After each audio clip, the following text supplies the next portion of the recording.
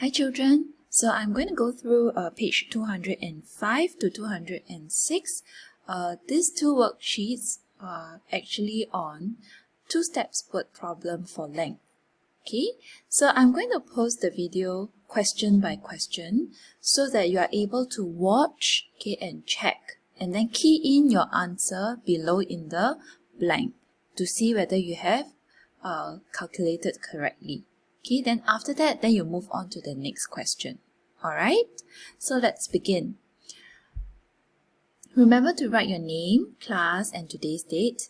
Okay, question 1a.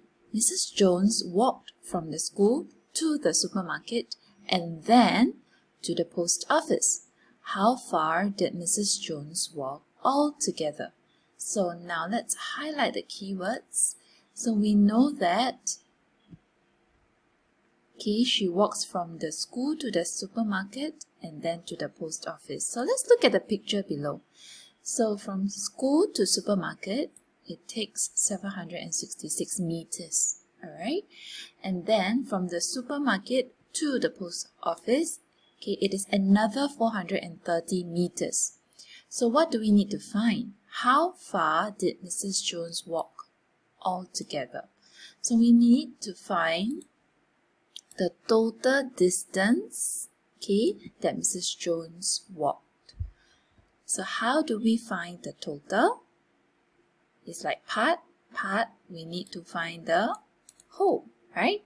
So therefore, 766 plus 430.